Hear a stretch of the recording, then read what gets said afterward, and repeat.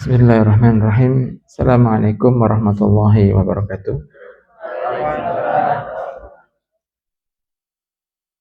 Alhamdulillahil alamin alladzi nahmaduhu wa nasta'inuhu wa nastaghfiruh wa na'udzu billahi min shururi anfusina wa min sayyiati a'malina may yahdihillahu fala mudilla lahu wa may yudlil fala hadiya lahu.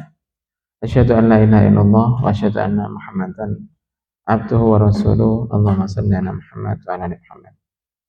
Ila hasan Nabi Mustafa Muhammadin sallallahu alaihi wasallam bisirul Fatihah. A'udzu billahi minasy syaitonir rajim.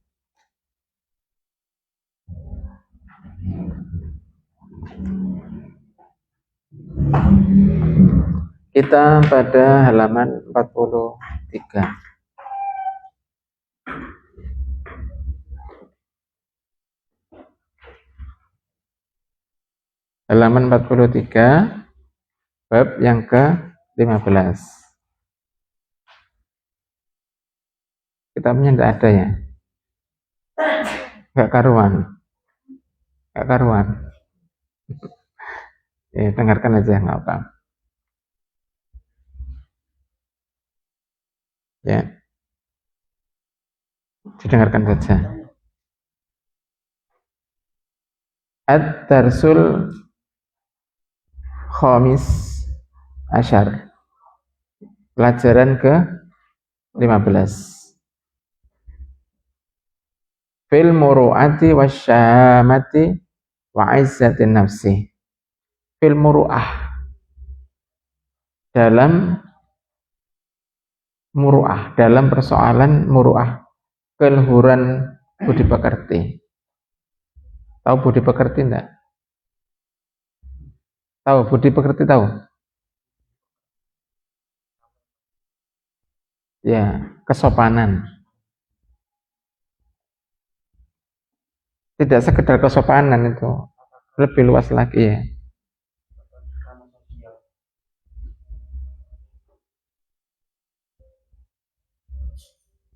Tentang budi pekerti wasyahamah dan kemurahan hati. Kemurahan hati wa izzatin nafsi, serta izzah. Apa izzah? Kemuliaan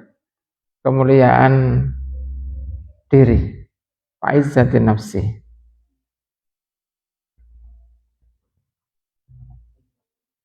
Ya bunayya la khaira fil mar'i idza kana qalilal muru'ah.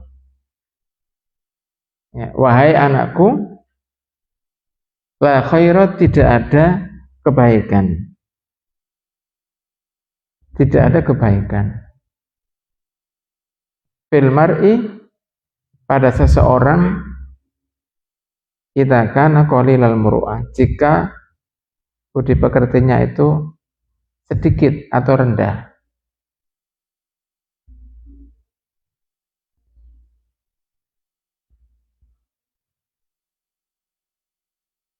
Dani al-himmah. Dani al-himmah.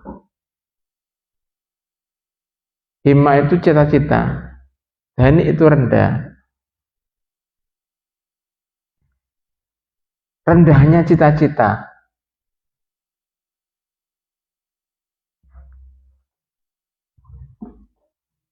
Wadi an-nafsi.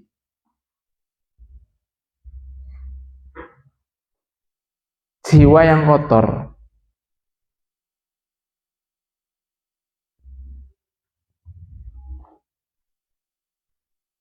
Mubtadalan baina qaumihi wa asyiratihi.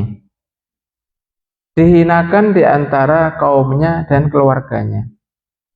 Mubtadalan baina qaumihi.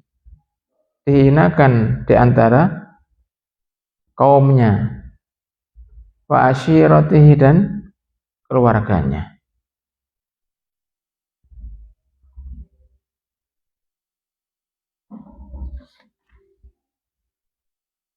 Idza uhina, jika dihina, jika dia dihina, tasaghara, merasa kecil.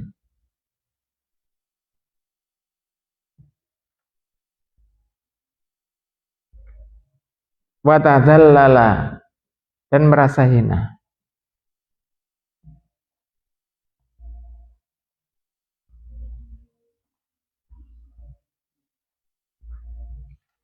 Wa idza tukira, jika dianggap lemah atau al-hakir itu lemah ya. Miskin, lemah itu al-haq. Idza tukira, jika dianggap lemah, kana jabanan, dia menderita.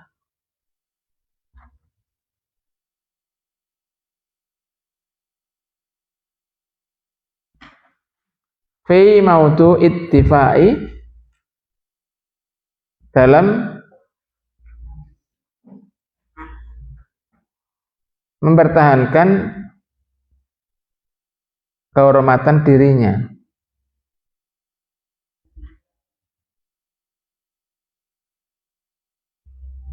Amsalu haula'i, dan yang semisalnya dari hal tersebut.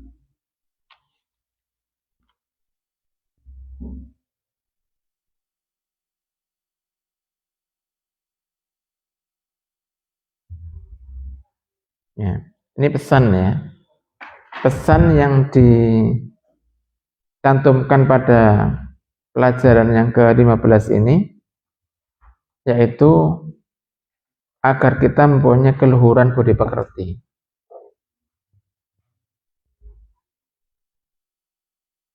Jadi kalau di keluarga istana Inggris, keluarga bangsawan Inggris, itu kalau mereka masuk ke dalam keluarga kerajaan, kan ada yang namanya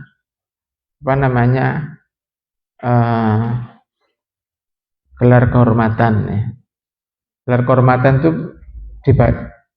kehormatan itu dia akan dipanggil Sir, S-I-R, Sir, Tuan ya. Seperti misalnya ada orang yang jago main sepak bola gitu dari Inggris misalnya, dia kemudian mengharumkan nama Inggris di dunia internasional, kemudian dikasih hadiah oleh kerajaan, dikasih gelar bangsawan ya. Kalau kemudian dia mengikuti acara-acara di kerajaan, maka nanti ada pelajaran budi pekerti, akhlak. Sebenarnya budi pekerti itu ada pada persoalan akhlak. Bagaimana cara berpakaian, bagaimana cara minum, bagaimana cara meletakkan garpu, cara mengiris stik dan sebagainya itu diajari. Bagaimana menaruh serbet di pakaiannya, di pangkuannya itu semuanya diajari, di training.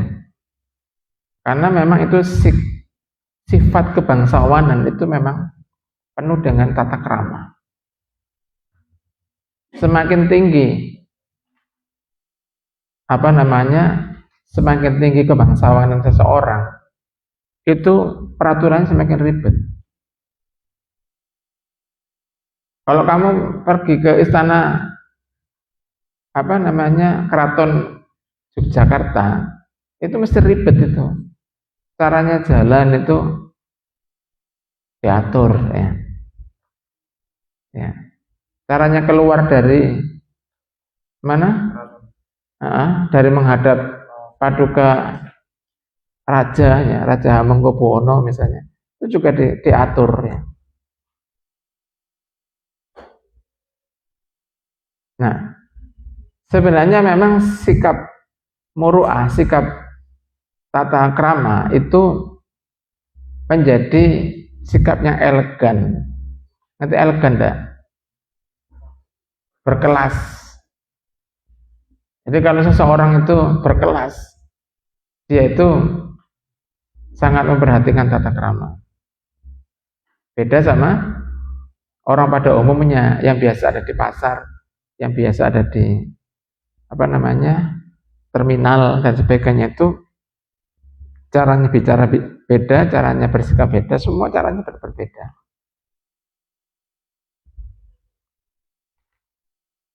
Meski kemudian dia itu dipakai dengan pakaian keraton, nah jadi lucu. Kayak apa? Kayak karnaval nanti bisa jadinya. Ini mau karnaval tadi. Ya. Artinya antara baju dengan karakter dirinya itu tidak nyambung. Nanti enggak? Seperti anak kecil yang memakai baju polisi, anak TK yang pakai baju polisi. Ya. Itu pasti orang mengatakan karnaval. Betul ya? Di 17 Agustusan. Ya. Sehingga sebenarnya yang dihitung sebagai sebuah nilai itu bukan bajunya, tetapi adalah karakternya. Kalau kemudian kamu itu mempunyai karakter kebangsawanan, di mana-mana kamu dihormati, seolah-olah kamu itu memang betul-betul bangsawan. Bisa dipahami ya? Jadi caranya bicara, caranya bersikap, caranya minum, caranya semuanya itu semuanya serba diatur, serba ribet. Ya, memang untuk menjadi terhormat itu memang harus ribet. Ya, seperti misalnya caranya minum ya. Seperti begini. Ini ada mangkok ya. Nah, ini begini. Ya. Ini mangkok di bawah, kemudian ini ada teh misalnya, cangkir biasanya, kopi atau teh. Caranya minum bagaimana?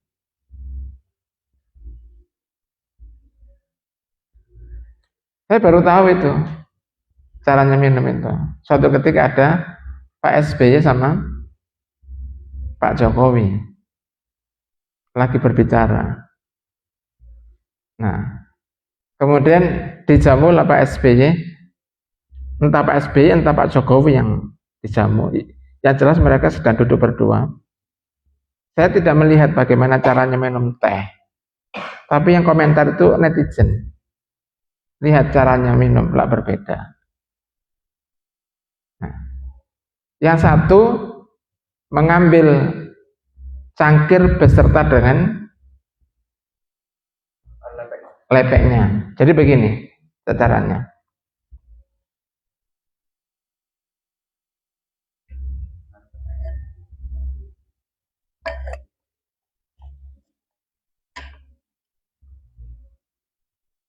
Ini yang oleh netizen katanya benar.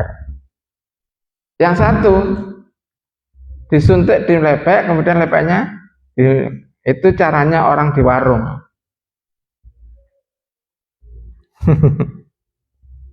Sebagai dua orang kepala negara ya, waktu itu seperti ini saja kemudian dibahas oleh bangsa Indonesia. Sejak itu saya baru tahu, oh ternyata kalau minum teh beserta dengan cangkirnya itu untuk menjaga kesopanan itu cangkirnya harus diangkat sekalian sama tehnya. Tidak kemudian disuntik, kemudian ini kan mesti kan bawahnya kan sudah ada tablet KB kan ya. Ditaruh minta tisu, kalau dia kempros langsung taruh di meja, ada tableannya kotor itu. Ternyata nggak begitu. Berarti apa? Nunggu dingin berarti. Karena dia akan minum dari cangkir, tidak minum dari lepek. Nah itu kemudian dikomentari panjang itu sudah. Saya Indonesia yang bahas. Lihat nih, memang beda kelas. Saya nggak nyebut nama kan ya. Nah, memang beda kelas. Yang satu memang disebut bangsawan elegan. Cara bangsawan yang satu itu cara yang tidak begitu recommended. Tahu recommended enggak? Yang disarankan. Itu tata krama, ya. Tata krama. Nah, sehingga pelajaran tata krama itu adalah pelajaran yang mahal. Pelajaran yang mahal. Sementara Islam itu menjadikan ini pelajaran pertama. Untuk belajar ilmu itu pelajari dulu akhlak. Luar biasa Islam itu. Nah, tidak ada kebaikan bagi seseorang yang tata keramanya itu sedikit, rendah. Meskipun bajunya bagus, meskipun kendaraannya bagus, mengkilap dan seterusnya. Dani al-himmah, kemudian cita-citanya rendah. Orang kalau cita-citanya rendah mesti nggak bergairah kalau hidup. Wes kalau sampai ketawa-tawa, sementing meneh di pangan. Mikirno negara, mikirno awakku dhewe durung beres kok. Betul ya? Ngomong sama orang begini menarik enggak kira-kira? Ya, kemana-mana karena dia itu tidak punya himmah, tidak punya cita-cita, ya dia akan membicarakan dirinya sendiri. Betul apa tidak? Lah kalau kemudian kamu ketemu sama seseorang yang dibicarakan adalah dirinya sendiri, itu kan sama dengan mengeluh.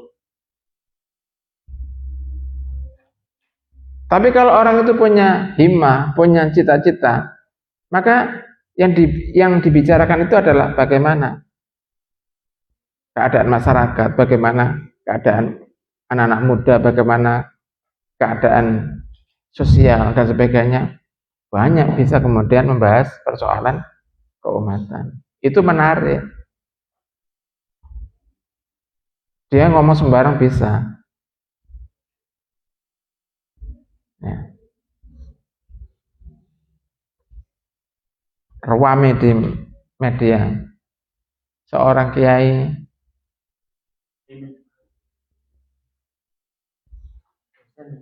dosen ya, yang di Malang itu persoalan rebutan tanah, rame kiai ya. Ada lagi persoalan kiai lagi punya anak tiri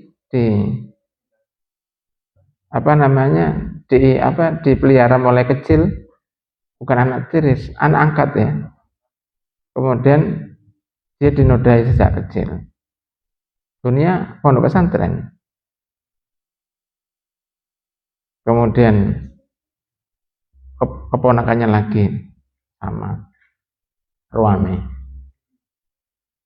Fenomena apa? Tahu fenomena enggak?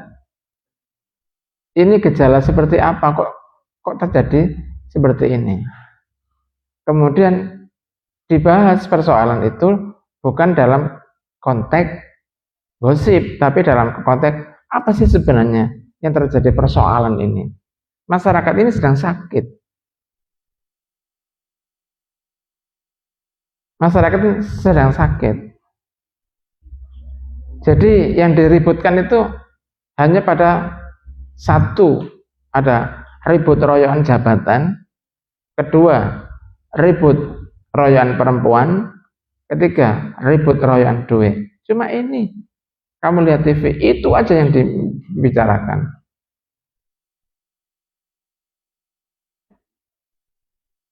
Ya, ini masyarakat yang tidak punya cita-cita, yang diomongkan itu hanya masalah itu saja. Tidak ada yang lebih tinggi lagi. Tidak ada lagi yang lebih tinggi perbincangan masalah yang lebih penting dan lebih bermanfaat. Nah inilah kalau kemudian kamu mikir oh saya ini tidak mau terlibat dalam persoalan remeh-temeh seperti itu. Mereka royokan wanita, mereka royokan harta, dan mereka royokan tahta. 3 ta itu, tahta, wanita, dan harta. Itu saja, memutar di situ. Dalam persoalan tahta, harta, ada wanitanya. Dalam persoalan untuk mendapatkan wanita, ada hartanya juga. Muter di situ. Tadi apa? Harta, tahta, wanita. Boleh di situ 3 itu. Tidak ada yang kemudian himmahnya ini bagaimana agar Indonesia ini lepas dari persoalan-persoalan yang remeh-temeh seperti itu. Paham? Pemuda ngomong begitu. Wong sing tuwa gak ngomong begitu. Coba. Seandainya ada pemuda yang ngomong seperti itu, inilah pemuda yang seharusnya yang akan dalam sirah itu yang akan mengubah garis sejarah. Ya, bukan pemuda yang kayak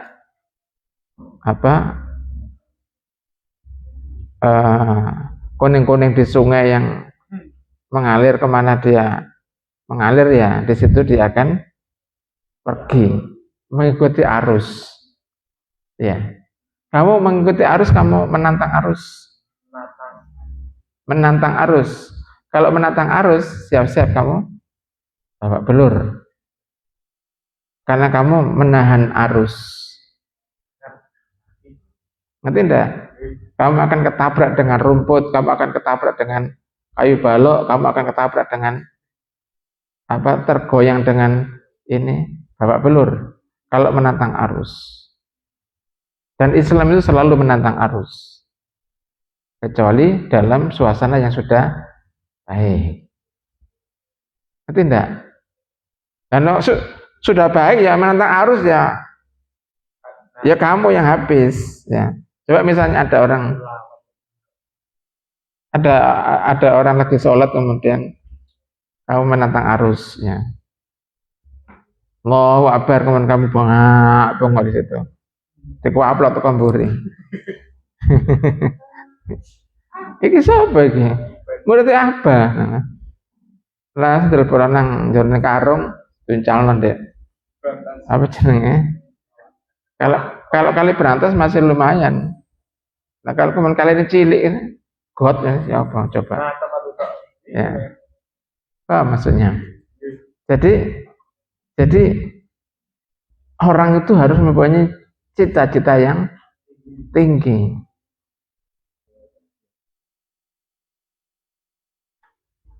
Ya. Semakin tinggi semakin bagus.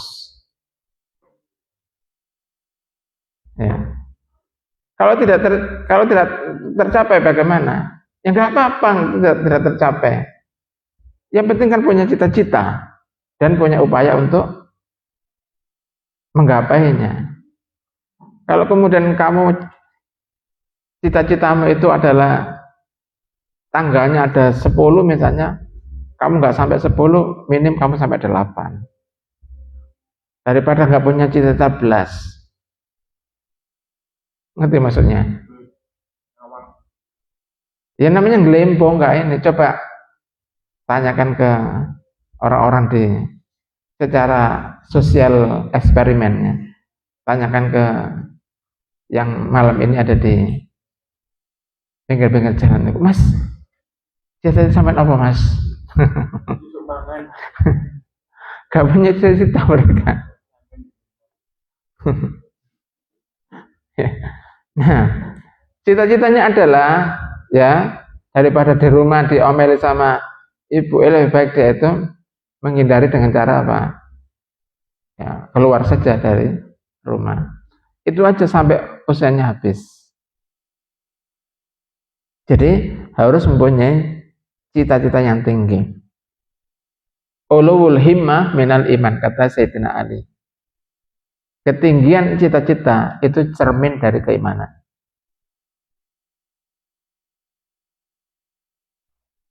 gak punya cita belas, berarti imanmu sedikit. Gimana apa? Wes gak usah mikir panjang-panjang. Rencana kepanjangan itu sering tidak terjadi. Ada rencana, jalankan saja. Nanti kamu serahkan urusan itu kepada Allah Subhanahu wa taala, karena yang menyempurnakan itu adalah Allah Subhanahu wa taala. Paham? Nah, kemudian wadi an-nafsi. Ya. Jadi tidak ada kebaikan terhadap wadi an-nafsi, diri jiwa yang kotor. Nafsiyah, kejiwaan yang kotor. Jiwa yang kotor itu seperti apa? Mangkelan, terus dendaman, terus muring-muringan, terus misuan, terus nangisan. Nangisan di saat orang tidak nangis maksudnya. Ya. Ya. Ya. Dendaman, gosipan, itu jiwa yang kotor. Ya. Jiwa yang kotor. Nah, orang yang jiwanya kotor itu dia tidak akan pernah ada kebaikan. Nggak nyaman. Istilahnya auranya itu aura apa? Negatif. Gak enak kemblong. Apa? Setiap kembul mesti sambatan. Mari sambatan nyalano koncone. Nah, mari nyalano koncone, kemudian balik mana sambatan mana. Terakhir utang duit. Sebelum utang duit itu loh, dia masih sempat untuk nyalano koncone kabeh. Padahal tujuannya sebenarnya utang duit. Ngerti maksudnya? Ada sebetulnya, ada. Sebenarnya itu dia kalau mau utang duit cukup saja ngomong, apa? Mohon maaf mengganggu. Saya lagi butuh duit karena ini. Sepertinya hanya apa yang bisa membantu. Udah diem aja. Kalau nanti ada ya akan dikasih, kalau nggak ada ya disemayani dan seterusnya. Gak terus kemudian cerita ngarang itu sak jam. Wong katil habis tidak wong kira. Mari sing diceritakno. Sak kampung dibahas kabeh. Ya, tiba terakhir ya utang. Wis kadung mangkel, gak ono gitu. Paham maksudnya? Jadi orang itu harus menarik gitu loh. Dan menarik itu tidak ada kaitannya dengan wajahmu ganteng, wajahmu cantik. Itu hanya berapa persen saja itu. Ya 3 menit pertama itu masih diperhatikan. Wong ki ayu, wong ki ganteng. Terus untuk 10 menit wong ki kok kayaknya kok gak beres sih. Iya. Sudah nggak menarik itu. Sudah toleh-toleh. Nyari topik yang lain. Jadi wadi an-nafsi, diri yang kotor. Kemudian mubtadzalan baina qaumihi, ketika dia dihina di antara kaumnya, ya. Wa ashiratihi, dan keluarganya, idza uhina, ya. Ketika dihina, tasogoro, dia pun merasa terhina.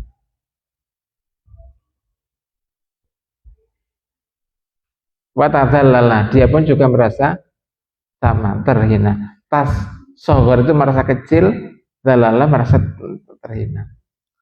Kalau orang itu memang terhina, lalu dia dihina, ya dia akan merasa hina.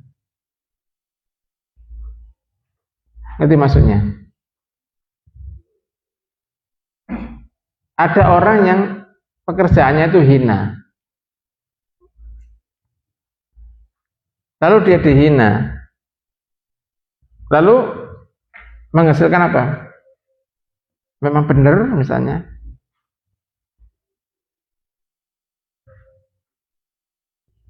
Kira-kira ada enggak sedikit kehormatan yang dia miliki? Dia memang orang yang terhina pekerjaannya, lalu dia dihina oleh seseorang. Oh, pancen maling.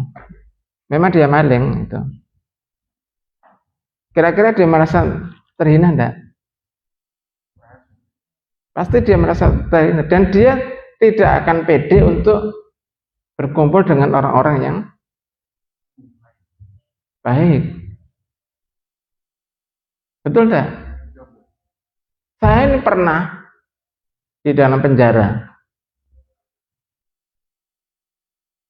tanpa melakukan perbuatan yang jelek. Bukan sebuah kesalahan kriminal.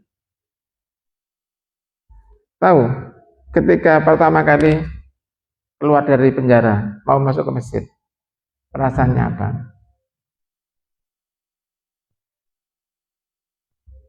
Karena kadung diberitakan orang di dalam penjara itu mesti jelek, masuk ke masjid itu nggak pede.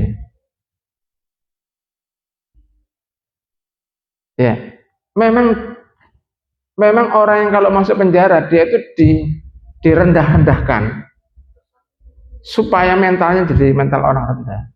Orang di penjara itu dipanggil monyet. Coba. Ubed.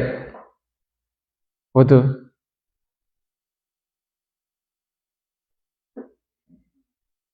Ya. Butuh.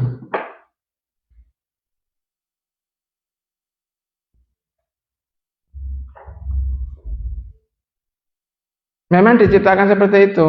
Hanya orang-orang tertentu saja yang dipanggil baik. Kalau apa dipanggil ustadz. Jadi penjaga lapasnya itu manggil ustadz. Nah, berarti saya masih baik. Minimal si apa namanya? Polsus lapas itu yang bajunya biru itu mengakui keustatan apa? Ngerti maksudnya? Sehingga kemudian tidak bisa dihinakan. Dan saya tidak merasa terhina. Saya nggak melakukan apa-apa. Sedang nasib saja sedang tidak bersahabat. Ya. Tapi kalau yang lainnya yang memang maling, ya memang kemudian untuk bisa bangkit rata-rata susah. Rata-rata orang yang ketika keluar dari penjara itu kembali lagi menjadi jahat. Kenapa? Karena di masyarakat sudah kadung divonis jahat. Si fulan metu toko penjara 5 tahun. Waduh, semula mana rek? Nggak diterima dia di kampung itu. Dia juga merasa nggak pede. Akhirnya dia pergi aja yang jauh dari kampung.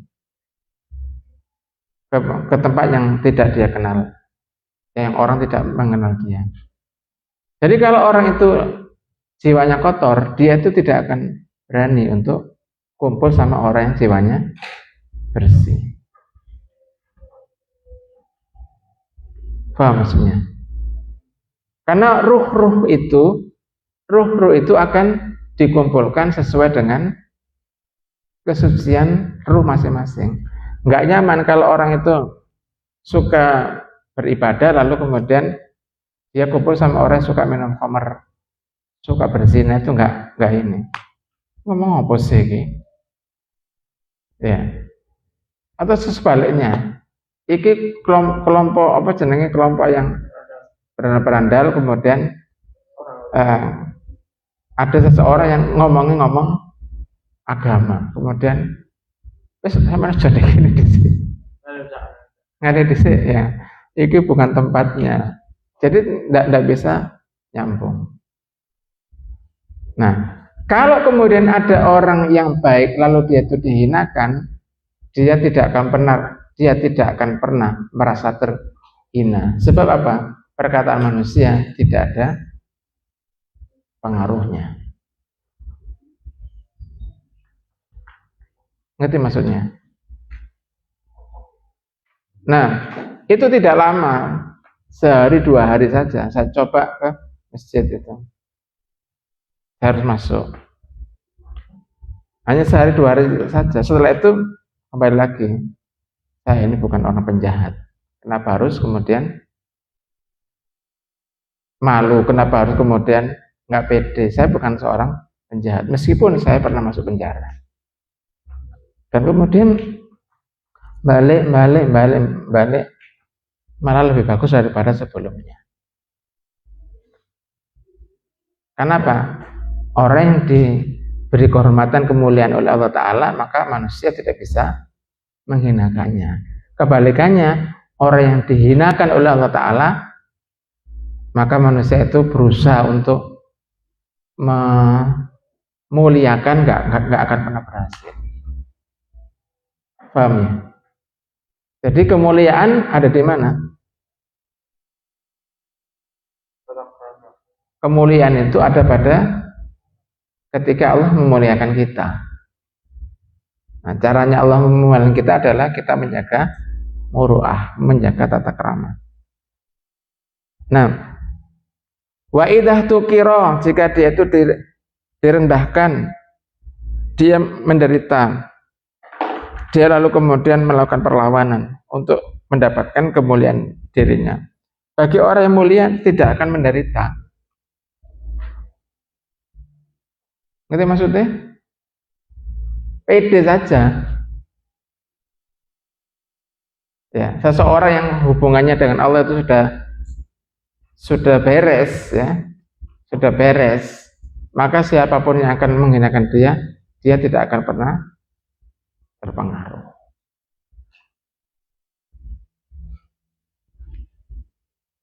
Kamu tahu, di saat saya masuk di Polres waktu asar, saya diperiksa. Aba, kemudian dua orang pengacara yang menemani Aba, kemudian harus istirahat untuk sholat asar, keluar sebentar. Polisi ada di masjidnya Polres. Nah, Aba ini kan termasuk kan yang diperiksa, kan sama dengan kriminal kan, dianggap penjahat kan harusnya. Itu polisi nggak ada yang mau ngimami sholat asar, nggak berani. Dan semuanya secara serentak meminta Aba untuk ngimami di depan. Batinku, lho iki apa sih iki? Penjahatnya kok dikongkon ngimami polisi, ini sih bener sopo. Harusnya kan penjahat nggak boleh ngimami orang baik. Sebenarnya yang tidak baik ini siapa gitu. Kok saya disuruh ngimami? Coba. Terulang kembali di Kejaksaan Mojokerto, terulang kembali. Di saat saya diserahkan di Kejaksaan. Namanya P21. P21 itu berkas lengkap, harus ditangkap. Ada berita acara. Sebelum penandatanganan berita acara, jaksa yang memeriksa saya dan jaksa yang menangkap saya, karena yang menangkap itu adalah yang memeriksa, melalui tanda tangan dia, Anda saya tangkap. Maksudnya apa? Mohon maaf, nanti harus sementara saya titipkan di Lapas Mojokerto. Saya baru tahu itu, Bang. Oh, ternyata saya tidak ditangkap polisi, saya ditangkap jaksa. Ngerti enggak? Bukan polisi yang menangkap, itu jaksa. Polisi itu menyerahkan ke jaksa. Apa jaksa mengatakan? Saya minta satu permintaan, Pak Ustadz. Tolong nanti di saat sholat zuhur jenengan yang ngimami. Saya diminta ngimami sholat zuhur di Masjid Kejaksaan Mojokerto. Karena itu permintaan dan saya mengatakan iya. Saya belum tahu masjidnya kayak apa, juga belum tahu. Ya kemudian insya Allah begitu. Adzan zuhur, kemudian masih ingat permintaan saya, jenengan yang imami. Iya siap. Saya mengimami polisi-polisi, saya mengimami orang-orang yang di kantor kejaksaan, semuanya ke situ. Yang sholat zuhur. Yang imami itu, badan saya, aku penjahatan. Masuk penjahat suruh imami. Coba. Ada kiai misalnya, yang habis pencabulan kira-kira. Masuk suruh imami, Pak Yainya. Pasti nggak pede dia. Betul apa tidak? Nah ini sebenarnya gimana sih dunia ini? Kok saya disuruh ngimami 2 kali? Di Polres Mojokerto suruh ngimami, di Kejaksaan Mojokerto juga disuruh ngimami. Yang ngimami itu yang nangkap saya. Aneh kan? Aneh. Aneh itu, ya itu dunia. Pengadilan di dunia itu memang aneh. Gitu loh. Ya. Cuma bagi kita apa sih sebenarnya pelajaran apa yang sedang Allah berikan pada kita? Tinggal menarik pelajarannya. Sedang apa ini? Yang mau diberikan kepada apa ini apa? Pasti di balik ini semua ada hikmah yang besar. Pelajaran yang tidak pernah saya dapat dari bangku kuliah, pelajaran yang tidak pernah saya dapat dari pondok pesantren, dan pelajaran itu saya dapat dari ruang berukuran 5 kali atau 6 kali 5 atau 6 kali 7 itu yang diisi oleh 30 orang. Harus saya dapat pelajarannya. Gembul sama orang-orang yang gondol-gondol, ya. Saya juga gondol tapi beda. Saya gondol kan tidak digondol, memang dari awal sudah gondol. Mereka digondol, kemudian tato-tato. Mereka ada yang pembunuh, mereka ada yang narkoba, mereka ada yang pencuri. Tidak sekedar pencuri, ada yang pencuri dengan kekerasan. Bersama dengan mereka hidup 24 jam. Seperti ini, seperti sekarang ini. 24 jam. Biasanya saya lihat, saya selalu melihat kalau ada anak-anak muda yang kena kasus narkoba, berangkatnya ganteng. Anak SMA itu loh, goyang goyang. Ada yang nggak ngerti, ya. Dipikir di penjara itu kayak apa? Goyang goyang dia. Kemudian seminggu kemudian gantengnya hilang. Kita lihat anak ini tambah hitam. Berarti kan jarang mandi kan, yang pertama. Yang kedua, matanya cerung, berarti dia jarang tidur. Gantengnya hilang. Itu ditunggu lagi sebulan 2 bulan, itu sudah kayak gembel itu anak itu. Seperti yang lain-lain nggak terawat. Karena jarang mandi, karena juga jarang sholat. Mesti. Kalau sholat pasti dia, kalau nggak mandi minimal kena wudu. Nah ternyata apa? Dicoba diuji dengan hidup bersama dengan dalam tanda petik orang-orang yang mereka mengatakan saya ini sampah masyarakat, begitu. Artinya apa? Bersama-sama dengan sampah masyarakat. Apakah menjadi sampah ataukah tetap menjadi emas? Ini persoalannya. Kalau nganut mereka ya jadi sampah. Tapi kalau bertahan, maka tetap menjadi emas. Pulang dari penjara, khutbah tetap jalan. Ya, Ustaz masih bisa khutbah? Bisa. Berarti tidak berpengaruh itu kemarin itu. Betul ya? Nggak ngefek ternyata. Dan masyarakat nggak protes, itu kan masih di penjara kok suruh khutbah, nggak ada yang protes, sampai sekarang masih khutbah. Jadi Mojosari itu. Berarti kalau kemudian kita dihinakan oleh seseorang, tapi kita itu tidak melakukan kehinaan tersebut, maka kita tidak perlu merasa hina. Paham? Karena kehormatan itu dimiliki oleh orang-orang yang menjaga kehormatan. Paham? Paham ya? Ya. Jadi ini mahal. Muru'ah itu mahal. Untuk bisa dihormati, orang kepingin jadi bangsawan.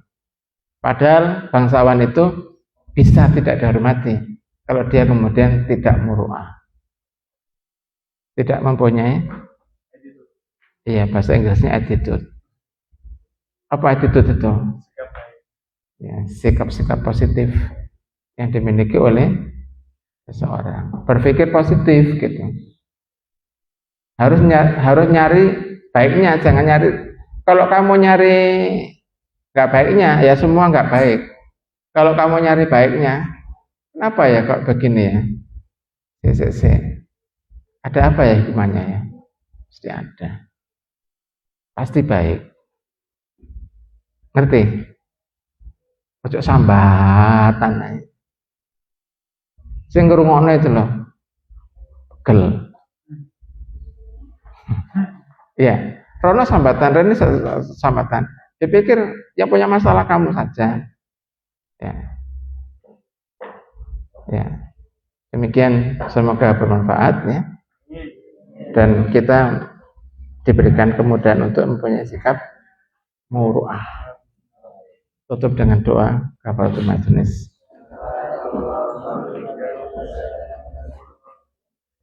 Assalamualaikum warahmatullahi wabarakatuh.